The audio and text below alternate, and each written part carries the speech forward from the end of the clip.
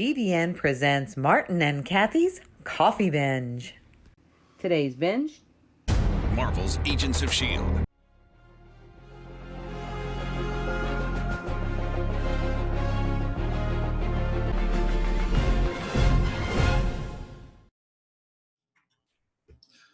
Okay, so welcome to our very first and very possibly our last video podcast for Martin and Kathy's Coffee Binge. I'm Martin. And I'm Kathy. Well, you're just not going to let me introduce you at all now, are you? Well, go ahead. Well, everyone knows who you are now. No one cares. Okay. All right, fine. No, Let's try I'm this. waiting. Okay, Fine, do it again. Okay, let's try this again. Okay. What was I saying? You said that this is maybe our first and final Okay, so I knew that. video Yeah. podcast, which I'm all for, one way or the other. We're good. Okay. So anyway, as I started to say, I'm Martin, and I'd like to introduce my partner, as always, my lovely wife, Kathy. I'm good, honey. So what? I know that didn't leave you tongue-tied, because there's no such thing as you being tongue-tied. So. Well, I am kind of bashful around you. When was that? Never. Yeah, okay. So not since the very first day I met you. That's for sure. All right, well. Okay, so as we start always, every podcast, I give my wife a chance to talk about what she wants to talk about, and this is no different, even though you can see our lovely faces. So the floor is yours, my dear. What you got to say that I can comment on? Well, thank you. I want to talk about the fact that today is Father's Day. Yes, and it is. It's been a very lovely morning. We have had several cups of coffee, and we have also you got your Father's Day gift this morning. Yes, I did. We don't want to go into any of that, but involved a cigarette after, I'm pretty sure. But anyway. Okay, that's not what I was going to talk about. Okay, but go ahead. Go ahead, Martin. Tell us all about it. Oh no, ma'am, this is yours. The floor is yours. Well, it doesn't seem that way. It's Father's Day and all. I know, but anyway, go ahead. Well, see, and then of course Jeffrey, because Jeffrey is Jeffrey, he gave you a happy Father's Day by saying, "Breakfast, please, Daddy." Yes, he did. He also came down here and was listening to previous audio clips of our podcast over and over again, which he found fascinating. Yes, he does. And I can't say I blame him, because we love to listen to ourselves. So because we're doing this. Yes. So there you go. So what else? Anything else about Father's Day? Well, other than to wish all you fathers out there a happy Father's Day. Exactly belated Father's Day, because chances are by the time this thing gets posted, it's going to be like. Or by the time you hear it in about 3 or 4 years, it might be. It might be death because there's been an apocalypse. And either that. This is all that's left. It's our podcast. God bless you all. Right. Or either that, or it could be Father's Day next year or the following. Whatever. Who cares? Father's Day is whenever you want it to be. So it can be every day. Yeah, that's right. I know that's what the mothers usually say. Every day is Mother's Day. Okay. Okay. And no one has ever said that.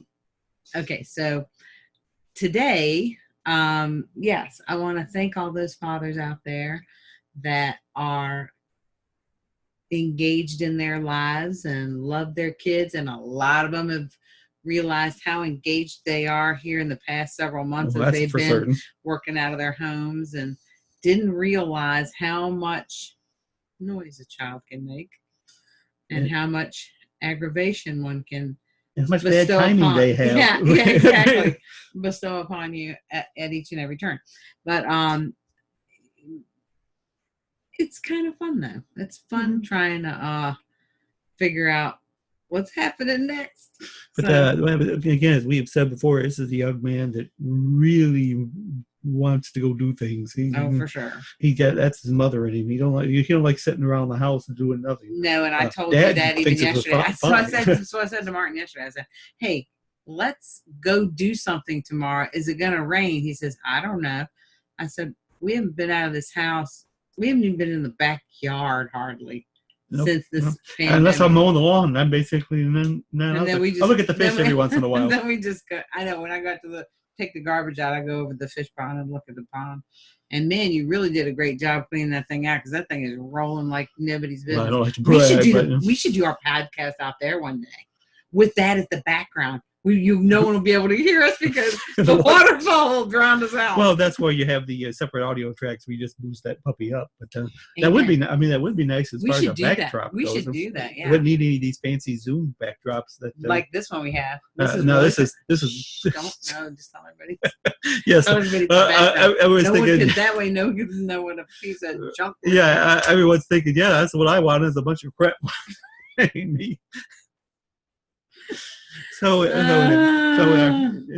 anything else we done with that? What? With your little. I don't have anything to say. Mostly the things that I like to say. Oh, you know what I should do? What's that? No, I can't because I'll cry. Forget it. What? I was gonna read the thing that you wrote on your blog for on Jeffrey's blog. Oh. And that'll just make me cry, and then I won't. And I won't be able to finish either because I'll just be. Gasping for air. You'll be no good to anybody after that. No, absolutely not. Okay, so Agents of S.H.I.E.L.D. Yes, okay, so we're up to episode 4. And I still haven't seen Fitz. Okay. We're gonna get to that. I'm gonna tell you right now, if I don't see that boy soon, there's gonna be trouble. I need to know what's going on. I want to know how the child is doing. Well, like I said, I want to know exactly. We know they have a girl at least. Yep, that much is certain. We do know, right, and I want to know how old is the girl now? Where are we? What happened? What's going on? And what did Enoch mean by this is going to change their lives forever? They can't change it, but so much they still have a baby somehow. I mean, because Deke's still there, so obviously that hasn't changed. Well, maybe. I don't know. But, I assume we're going to see the man sooner or later. I mean, he was still listed as a part of the cast. So, hey, you know what else I was just thinking? What's that? I'm sorry, but this is part of what I was thinking about. You know what I really have learned about during this pandemic? Okay, well, we're going backwards. Okay, yeah, go ahead. I know. I just thought of this because it was something that just came across my mind when you said, well, I guess we'll figure out where. Hey, go you for know it. What? It's kind of like that with dinner. I guess we'll kind of figure out where it's going to come from. What, Grubhub, Uber Eats? Well, we know it's not coming from the oven, that's for sure. No, I have been cooking. Don't say that. I cooked a couple of times. Well, at least dozens of times. Are we counting pizza? No, we're not counting that. That does not count as me cooking. I made food. We had stuff in the crock pot. Yes, you did. Did you do that, or did someone else do that? Oh, I instructed that. Okay. So, listen. I don't need this. I have things to do. I know, but you're talking about the cooking part? No, I don't need this hassle from you about who cooked it. You started it. Damn it, we were ready to move on. Take out the crock pot. Shut up. We were ready to move on to Agents of S.H.I.E.L.D. before you got started again. I did. I mean, I made sweet potatoes. Remember I made the roasted sweet potatoes. I made the roasted vegetables. I made a bunch of stuff. Yep, you're ready to ride in a garden. Shut your face. All right. Okay. On. Sorry, I brought that up. Okay, so getting back to Agents of S.H.I.E.L.D. Okay, let's do that. Okay, so in the beginning, of course, at the end of last episode, Coulson is knocked out by the EMP. Knocked out by who? Knocked out by the EMP. Out. Yes. By the Gemma set off, which took care of the Chronicons, and took care of Coulson. Okay, so I messed you up, man. Yep, that's so right. What'd you do? So anyway, so Agent Sousa yes, had basically handcuffed Coulson to a desk. Right. And that's when Coulson woke up. That's the beginning of that's the thing. Episode. And when he woke up, everything was in black and white. Right, because he had when he was knocked out by the EMP, he also knocked out his obviously his ocular color receptors or something. So everything was in black and white. Okay, so then he starts monologuing. Okay, so why is he monologuing? Other than because the fact that the episode is it's that kind of I think he's just trying to get his bearings, like as in where he is and what's happening and what's going on. So he's kind of internal monologue of what's going on. Hey, I have these handcuffs on. I could break them. It'd be really easy. But hey, let's find out what's going on. Right. What's that? And we discussed it. And like I said, I almost took it like, okay, so I'm seeing everything in black and white. So it must be. I must be in a detective. Right. I must be from 1945. Right, and I think or in this case 1950. whatever. But 55. But he's pulling right from Coulson's memory, and Coulson, when he sees black and white, thinks detective drama. Right. And that's what. And he does it well. Right. So that's what he does. He does the voiceover monologue, looks like Mickey Spillane, Right. which cool. which actually was very cool. Fun. And of course, the whole Shield title thing again was another great homage to that time period and to the fact they were doing the black and white thing. So he's handcuffed to the desk, as you said. He's just going to roll with it. Right. But he also knows that Sousa's original contact got taken over by one of the Chronicons, and of course now is a melted slag on the floor. Right. So if he wants to continue what history says, which is Sousa delivers a package for Howard Stark and gets killed, he's got to kind of improvise to get the train back on the track. Correct. So basically that's what he tells Sousa, that, yeah, now I'm your contact because the other guy was supposed to do it and he turned to the Ruskies, and that's why we were fighting when you saw us, because I was trying to stop him. Okay, so they agree they're going to go ahead and catch the train that he's supposed to catch, but Coulson is going to make sure that the item that he's supposed to be delivering is brought to the train, because unfortunately they don't have the item. So he's got to get a hold of the team on the Zephyr. And this is where we get the hilarious part about where our Chronicom, who is Enoch, is, because remember he was back in 1931 at the Speakeasy, basically, right, and still there now. Still there, and it's called what is it called? It's called the Crazy Canoe now. Crazy Canoe, right? And I guess he's running the Crazy Canoe, or he's definitely the bartender there, and he will always be, I suppose, for quite a while until they finally take him back. Right. So he's at the Crazy Canoe, and the only time this oddball phone rings is it's from one of the team members trying to figure out where the Zephyr is, because they know that Enoch can get them connected. Right, because he's like, you can't call the Zephyr because, this is an old phone, a landline. So they call Enoch, and Enoch transfers them to the Zephyr. So basically he's become the switchboard operator for the team, which, of course, all he wants to do is get back to the team. So, I've been here for over 20 years. I'm ready to get back with the team. Right. They keep saying, no, we just need you to connect us to the Zephyr. Right. So, and at first he's fine with that, but after a while he just says fine. He doesn't even talk to him anymore. Yeah. To a point, he just as soon as he knows it was one of them, he just sticks him on the transfer. Yeah, he becomes Miss Sarah from Andy Griffith, the show, where he's just going to connect them. And you feel sorry because the man for Chronicom just seems so miserable that he's I'm all by myself. I'm so lonesome.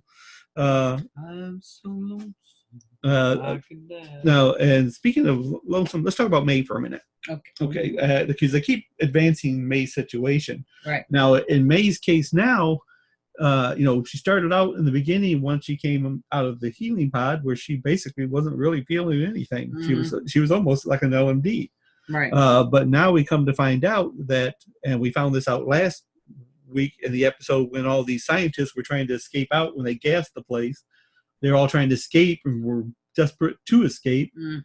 They touched May, and suddenly she's feeling the same thing. She's feeling the need. I'm hyperventilating, need to get out. So she takes on their emotions. Now, when they said, okay, they go ahead and send Deke and Yo-Yo to go retrieve the device that's Coulson's supposed to have on the train. So when they get the device, they bring it back to Gemma, and Gemma's looking at it and telling about how great it is. It looks like a block of metal to me. I mean, it's nothing to look at. So gorgeous. Look at this beautiful piece of metal. And while she's looking at it, May touches Gemma's arm and starts acting the same way, going, "It's so beautiful." And they're all really nice. Right, and they're all looking at May, like Yo-Yo, and they're saying, "Right, what are you talking about?" So we never seen anyone besides Gemma or maybe Fitz act that way about anything. Right. So, and of course, so she touched Gemma, she takes on Gemma's deal. Later on, when she touches Sousa, she takes on his thing, right. which is confusion, right? Because he doesn't know anything. Right. He's on the Zephyr, which is to him might as well be a spaceship. Right. though he takes that whole thing really well, but we'll get back to that. Right. But she takes on his, but only just right after she touches him. I mean, it doesn't stay.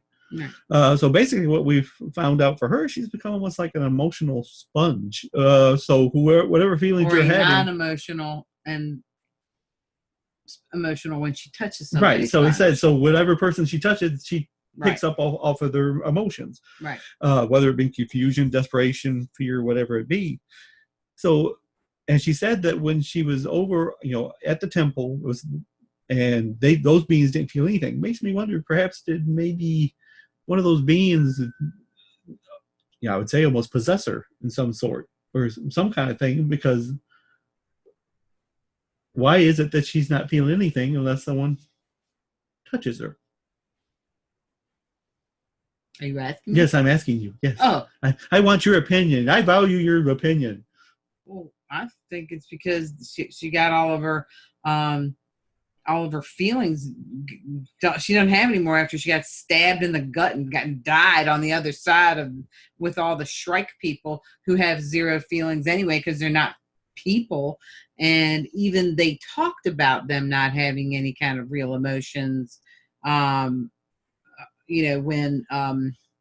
Izell and Coulson / whatever he was, Sergeant, were on the other side.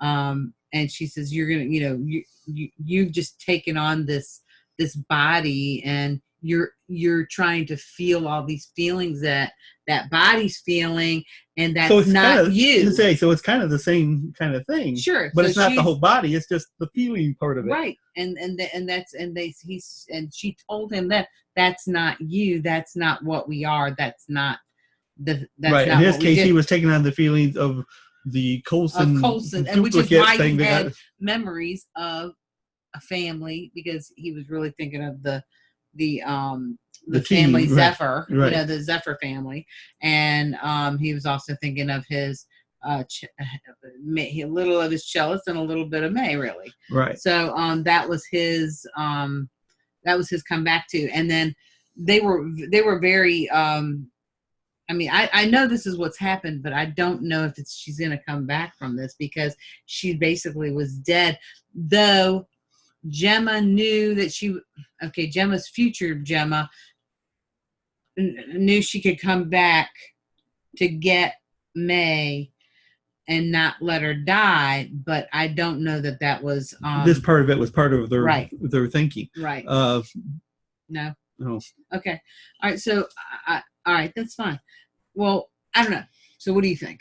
No, I think you're kind of right on the spot. Now, the trick's going to be is, will Gemma be able to figure out a way to either reverse it, or I don't know that she's going to be able to reverse it, but maybe it's almost kind of like when you have surgery and this part where they cut open is kind of like a dead spot, and it doesn't really have feelings in it. It's kind of numb, but after a while you start getting feelings back in it. Maybe that's what this just has to happen. It just has to develop back into her. I don't know. She only got 7 or 8 episodes to do that. I don't know if it's going to happen. Right, we got 8 episodes left. Unless they decide to go ahead one year or something, like everything's fine. Okay, so speaking of which, we talked about May touching people, right, and taking on their emotions. You remember we talked about in one of the early episodes where fans were wondering whether Gemma was an LMD. Well, This basically debunks that. Proves that it's not because she felt feelings from Gemma, right? And Coulson doesn't feel feelings. Right, and when she touched Coulson, she didn't get anything. Right, I don't get anything from it, which was kind of sad. It doesn't matter though. It's not like. Right. So, but anyway, so we can dismiss the whole Gemma as an LMD theory. Okay. I would have agreed with that anyway prior to this. I think she has a mission. She has a plan. She has to stick with the plan. This is what's important right now for her. Okay. So now we're going to talk about, so Coulson is on the train with Sousa. Right. And Sousa's, he's told Sousa that, my guy's going to meet up with us, bring the device, we can deliver it to Tony Stark. It's not Tony Stark, Howard Stark. Yeah, Howard. Okay. His papa. Yes. So while he's waiting for Coulson's contact to show up, which, his shield team hasn't shown up with the device, so basically Coulson's just stalling for time. So anyway, so he tells Sousa to go get a drink. He said, just, relax. Yeah. So the minute Sousa gets up to go get a drink, the Chronicon sits down, talk to Coulson. And basically he's telling him that you're no longer human, so there shouldn't be a problem to you. So what say you just go ahead and let us have the earth? And he's thinking, so if you let us have the earth, we'll show the humans charity. And it's okay. So why in the world would Coulson believe that? So because that's not going to happen. Right. So what have the Chronicons so far done to humans? So far, they've sucked the brains out. I don't know about their brains. Well, you know what I mean. But they're taking their face and kill them. Yeah. First, but also, you remember the Chronicons are the ones that put Spitz and Simmons in the brain sucker. Oh, right. Well, and that was, of course, when they it's not a brain sucker. It is a. We call it a mind prison. But basically, that was when their goal was to learn how to go back in time, which. So they learned to go back in time. So why didn't they just go do the original plan, which was stop their planet from getting, taken over or destroyed by the Shrikes, instead of deciding, nah, screw that, we're just going to take over Earth. Maybe they couldn't. Not sure what the problem, but anyway, so this is the problem now, and of course, we've been joking about. Hey, I wonder if the Shrikes. I just thought of this, or did I already say this? What about the Shrikes? I wonder if the Shrikes are the one that destroyed the planet where what are we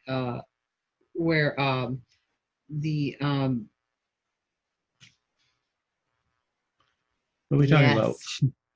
Are we talking about the? Mm-hmm. We are. We're talking about Mabeth. Yes. Okay, we're gonna. Yes. Okay, hold that thought. That's another thought. I like that too. I think that could be possible. Well. We'll get back to I'm sorry, I can't remember the name of that planet. They said it like 0 times. Okay, but we'll get back to that. Okay, maybe they said it once. So we'll get back to that. I don't remember because that is a theory that you put out there. This is an extended theory. Right, this is the extension of that theory. But we'll get to that when we get to your theory. Okay, so anyway, the Chronicons telling Coulson, you can go ahead and give us Earth. We'll show the humans charity. Like I said, and we keep joking that he should have used the Deadpool line where he said that if you do this, we'll show you preferential, borderline, gentle, possibly lover-like treatment. And of course, Coulson said, "Nah, we'll pass on that." Because the only reason you guys are even concerned is because we're onto you. Right. Said, you went through time, we went through time. Right. Because up until then, said, "Hey, we've been really gentle with you guys so far. We could start getting messy." And Coulson said, "Well, if you escalate, we'll escalate. So, fine, no, thank you." And he said that, "Well, we know things that you do not." This is Chronicon telling Coulson. He said, "We knew you were on this train. We know that Sousa is supposed to die today, but we could easily have him killed right now." Right. So, speaking of that. So of course Sousa's at the bar on the train, and a girl comes up to him, blonde, pretty blonde, comes up to him and asks him to buy her a drink, and he does. And she's sitting there, kind of sweet talking to him, and he's playing along, but he's also paying attention to what's going on around him, and which is going on around him are thugs are emptying out the train car, and she's sitting there. He tells her, he said, "Yeah, you got the kind of face you could be in Hollywood, but let me give you a little bit of advice. You might want to learn to be a better actor." Said, "Because you don't think I noticed these guys cleaning out the car." Mm-hmm. So of course that's when the fight ensues, and he's doing fine until the girl wraps a wire around his neck. Yeah. And of course that's when Daisy and Mech show up and save the day. Right, and help him beat him back along with Coulson. Of course, Coulson by then had picked up just a guy's briefcase that he had told Sousa that was the device. Of course, he ends up hitting the guy with the thing. It's just papers and the guy's dirty underwear, whatever's in it. So of course, Sue said, "Okay, now you were lying. So who are you people?" Right. So they said basically they told me, I'm Mac. This is Johnson. This is Colson. We're basically we're the good guys. Mm-hmm. So and we have your device. He says, "Well, okay, you want to give it to him?" He said, "No, but first we're going to need to take a walk." Which taking a walk meant they went to the roof of the train where the Quinjet was parked. Right. So they end up taking them back to the Zephyr. In the meantime, and I kind of lost track of this, Deke and Yo-Yo, when they recovered the device, Deke ended up getting taken. He ended up getting hit in the back of the head and taken. Right. Okay, now at the time we didn't know who had taken him, and of course Yo-Yo, of course, she still doesn't have her powers, so she couldn't do anything to stop it. As far as chase him down or anything, they took him off and left. Which is, of course, when she decided to call Bell Enoch to tell the Zephyr that, hey, Deke's gone. Now Deke, as it turns out, ends up going to see Wilfred Malik, right? Which of course was Freddy, who they saved in 1931. Right. And before then, when they were heading to the house to get the device, Yo-Yo and Deke had a discussion about changing time, and of course, they could have, Daisy wanted to kill Freddy right then because he's going to come ahead of Hydra. So, we can save a lot of lives if we stop him. But they decided, Mac said, no, that's what the Chronicons want to do. We're not doing that. Right. So the Chronicons wanted to change the trajectory right then. Right. They wanted to save everything. They figured if SHIELD is not created and Hydra is eliminated, well, if Hydra is eliminated, then there will be no SHIELD. Therefore, they're not going to screw things up and make their planet get eaten up by the strikes and die. Actually, no. Their whole thinking is if there's no SHIELD's the only person who can stop us from taking over the planet. Correct, so we get Earth that way.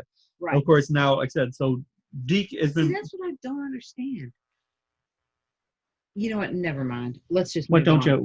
I don't get how they think that they're just going to be able to take over Earth because with no resistance at all. Well, at least to their line of thinking, the only people that can resist them are SHIELD. And when you get rid of SHIELD, you get rid of the resistance. But they've already created the super soldier serum.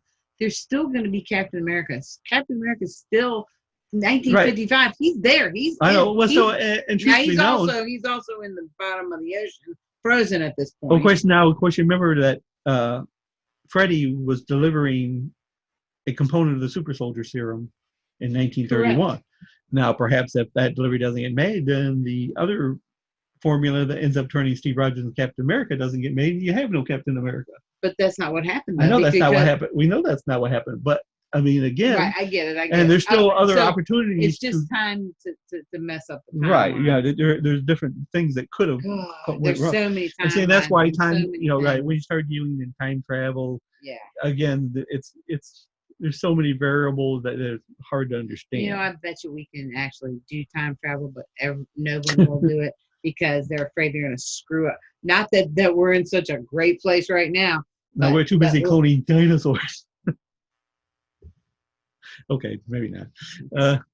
So anyway, so my whole point is that. Yes.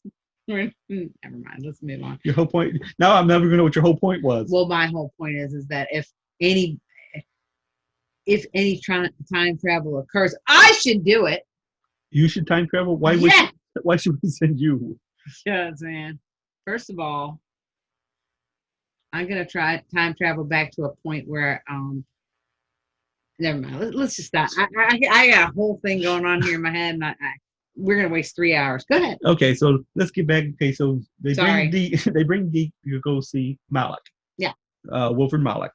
And Wilfred Malik doesn't recognize Deke. Of course, 20 years we don't recognize him either because he has a terrible beard on. Well, 20 years of a terrible beard. They should have done they should have done a better job putting a prop beard on the guy It was a bad beard. That's all I gotta say. Okay. Wilford Malik. So anyway, terrible. Okay, so anyway, so Malik doesn't recognize Deke I'm at surprised first. Deke recognized him. And of course, Malik's henchmen brought Deke because Malik had told them to bring the scientist who was supposed to have been at the house, which was the guy who had his face removed that the Chronicon replaced.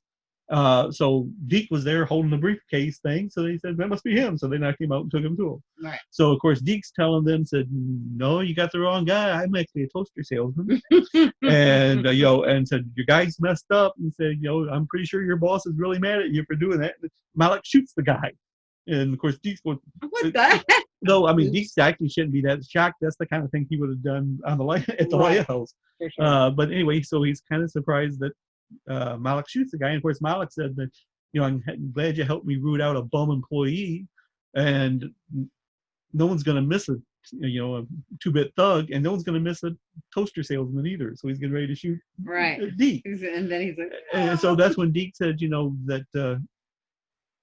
Basically, he calls him Freddie. He said, you don't have to do this, Freddie. He said, well, no one called me that. He said, I did back in 1931. So then he's starting to think about it. And he said, I said, you had to deliver a serum, and I helped you do it.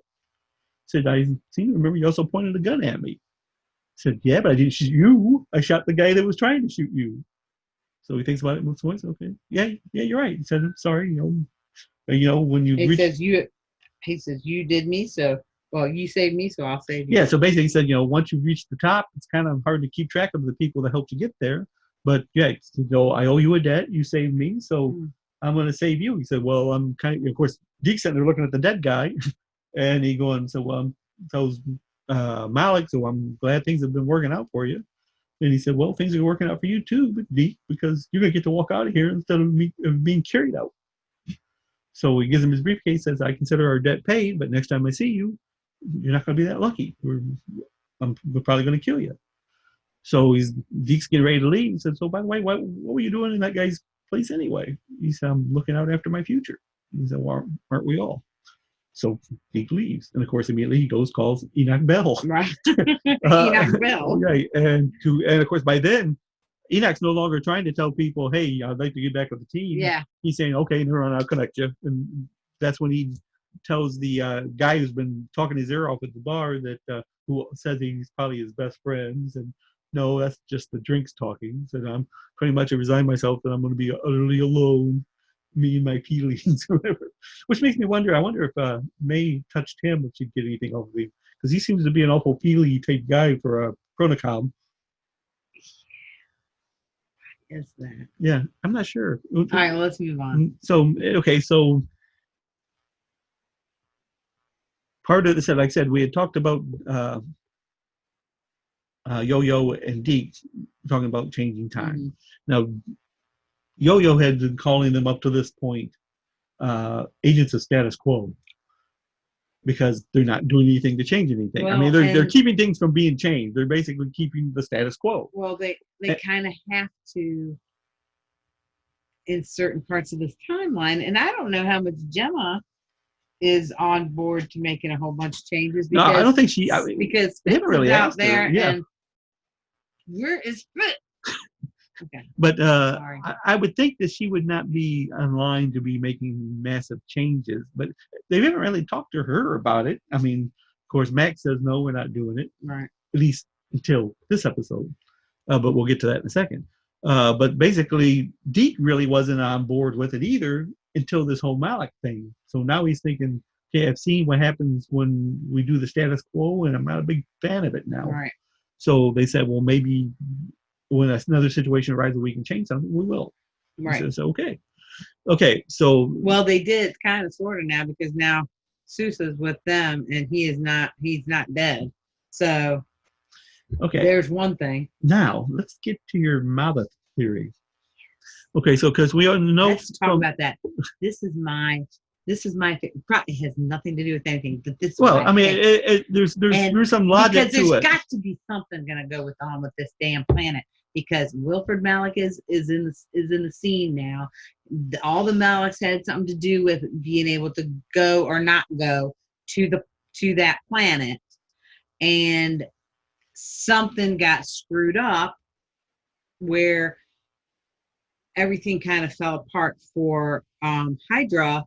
And my question is, I'm thinking this through, did the strikes destroy the planet? Because when the guy that was playing the astronaut, but he was really the bad guy from that they had sent Hyde, basically.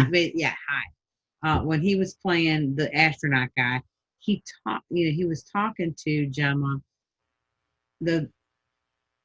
He must know something about what was happening. And so, if you look at if you go to, when they went to Mavith and they're showing all the city, the remains of the city and everything, something happened. Yeah. So anyway, I feel like that, that's a realistic timeline there. Again, I said, as we were saying, I said, if you just looked at the planet itself and where the city was. Because first of all, when they went back, when they actually went to Mavith originally, when Gemma got sucked up by the monolith, they were in the present now. Right. And that place had been decimated for a while. And we also know that it had been since when I think of his name, I'll say it. Malik, when Malik Sr., they had already been doing those meetings where they've been selecting people to go back to the planet. Correct. And of course, he had been cheating by using because they were pulling the rock out of the bag thing, and he had hid a duplicate rock in his book, so he always made sure that he never went. Right. Because he knew which one to feel for. Right. So we now know at the end of this thing that at least of this episode, that the Chronicon talked to Wilfred, and said that you need to do what I say. So it makes you wonder, did he have anything to do with part of that? Is this the beginning of them using the rock so that none of them ever go to the planet, because they know they've already that the planet's already been destroyed, because these Chronicons are from the future, and so they know what's already happened in the past. Yeah, so we know that there's a connection between the Maliks and Mavith. We don't know. It may have nothing to do with anything here, except we're just spitballing. That's right. It's real good spitball. Right. It's a big one. It's juicy. So it's going to stick to the roof of the classroom ceiling. Sorry. That's all right. Okay. So Sousa is now on the Zephyr with the team. Right. And he still needs to make his delivery according to history. Now, Mac, who has been real stringent about we're not making any changes, we're going to follow the status quo, decides that in this case he's going to do it, because he said it's a lot easier to save a bad guy than it is to let a good guy die. So he decided Sousa's not going to die on our watch here. So we're going to take his place if we have to. But, of course, Coulson said that we don't know what will happen if that changes, but that's a director's decision. So if that's what you want to do, that's what we're going to do. But he hasn't been brought into, they're flying through time. So he is dead in every respect in 1955. Right, that's when he dies. And they're already up to 73 or so. Okay, let's not jump ahead here. Sorry. That's all right. That's coming. That's kind of where we are in a way. All right, so what else? Okay, so that's coming. No, that's all right. So they decided that they're going to save him. Of course, he was ready to go make his delivery, and they weren't telling him not to. So he jumped on one of Mac's bikes and took off to the hotel where he was supposed to make his delivery. Right. So he goes there, and of course I'm sorry. I jumped ahead. That's all right. Sorry, that kind of makes this all. It doesn't matter. Okay, so one of Malik's guys is there. Of course, one of his guys there because he killed the other one. Yeah, the other one's a melted. He's a pancake. The other guy's shot him. That's right. Okay, so he sent his one guy there, and of course, I don't know if these other guys are supposed to be Russians. I'm not sure what they're supposed to be. So he's supposed to make his delivery, and apparently the concierge is the guy he's supposed to make the delivery to. Right. So he goes ahead and does that, and is walking around and into the hotel, and he runs into somebody with a gun, and he tells him, "Hey, I thought I shook you," and apparently he gets shot. Next thing you know, he's laying in the pool. Mm-hmm. he's dead. History has been, completed. He made his delivery and he died right after. Right. Well, then come to find out, and I told you this is what was going to happen before they actually showed it. Right. When I imagine chances are probably any fan who'd been watching Agents of S.H.I.E.L.D. for any time said the exact same thing, right, knowing that Coulson is a LMD. Right. So he ended up taking his place. He's the one that ended up getting shot. He's the one that ended up going face first in the pool. Right. And of course, he's an LMD, so hey, a little time in the water, not breathing, doesn't hurt him any. Right. So as far as history is concerned, Sousa died just like what he's supposed to. Right. But they had taken him back to the Zephyr again. Right. So, and right after that, the Zephyr goes ahead and makes its leap. Right. So now Sousa is with the team on the Zephyr, and as you say, they end up in 1973. Right. And we're assuming 1973 mainly because No More Mr. Nice Guy from Alice Cooper is playing, and that's when that song came out. Right. So could have been 74, but it's in the early 70s. In that time. Yeah, early right. 70s. Could have been any time after 73, really.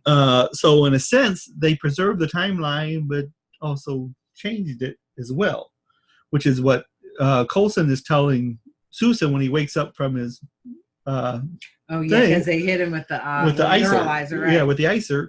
And he's saying, okay, so according to anyone outside this plane, you're dead. And that's what the history books show. So we're good. But naturally, you're not dead. You're with us. Right. And so, of course, Sousa is trying to get his bearings and looks up and sees the sealed insignia on the Zephyr. You're from S.H.I.E.L.D.? Yeah, but we're S.H.I.E.L.D. from the future. And he tells them the whole thing. And Sousa's like, not phased by it. Yeah, he said, so why didn't you just lead with that in the beginning? Right. And I'm thinking, man, you're taking this all really well. But and something you had said when we were first watching it made sense. It's not Sousa's first rodeo. He's seen the Red Skull. He's seen Captain America.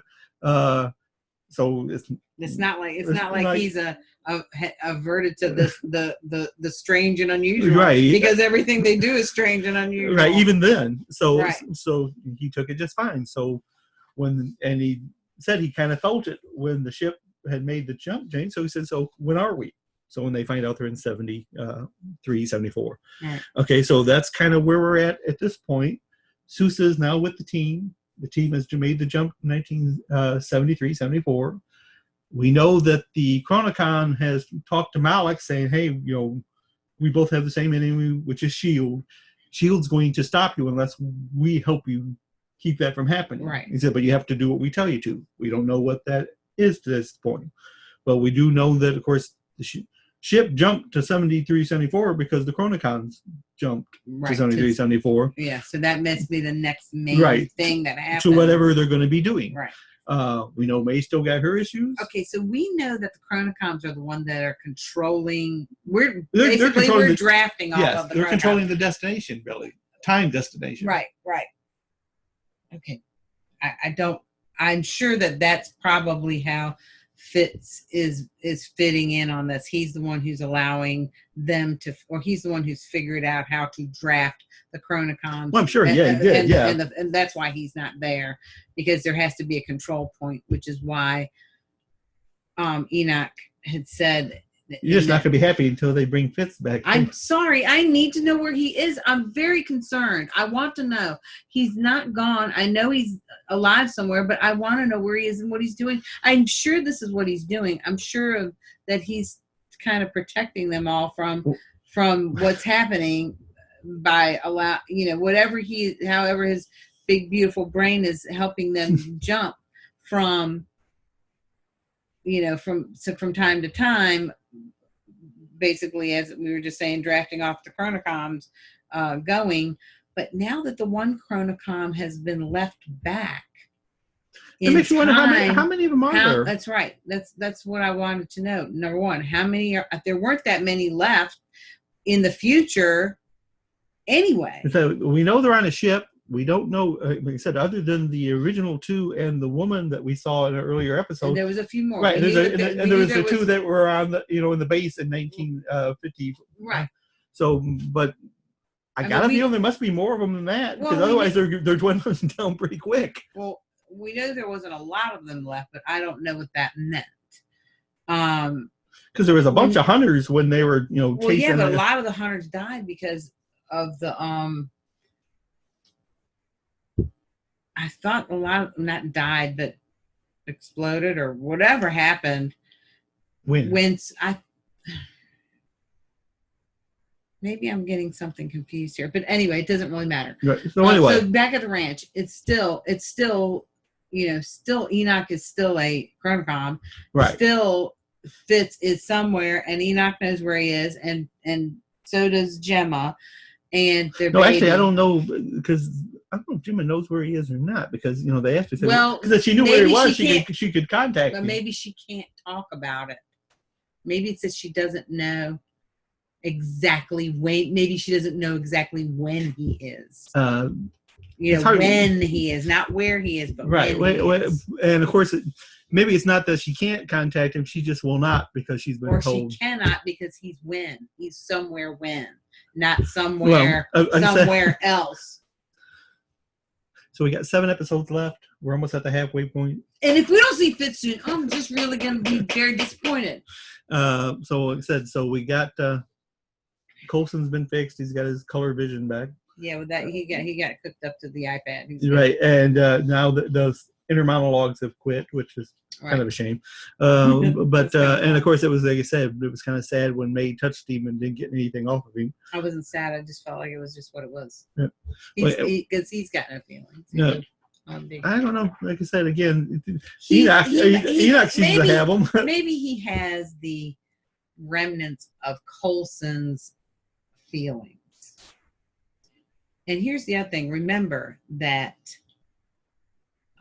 Ada had feelings at the end when she became. And what is Coulson? Is he like Ada was at the very, very end? Or like right just before the end? No, he's a little different. At least I would understand, mainly because he has some chronocom parts. See, I think maybe he's more like Ada was before she transformed herself into a real girl. So it makes you wonder then, if Ada could do that, why couldn't they do the same to Coulson? Well, maybe they will do that later. Maybe that will be the final chapter, and then he becomes real again. You said like a real boy. So like I said, they were 1973, 74. Sousa's with them now. Right. May still has her issues, but she knows at least what they are. Right. Yo-Yo still don't, and we still don't know what. I still think that is a time thing. I think that's a time thing. I feel like once she gets back to where the technology that she has catches up to her, although even though Coulson and them, I mean, you would think his wouldn't be able to, but as you said, he's chronocom and they've been around for long. Anyway, besides, there's lots of time. Right. Time's relative here.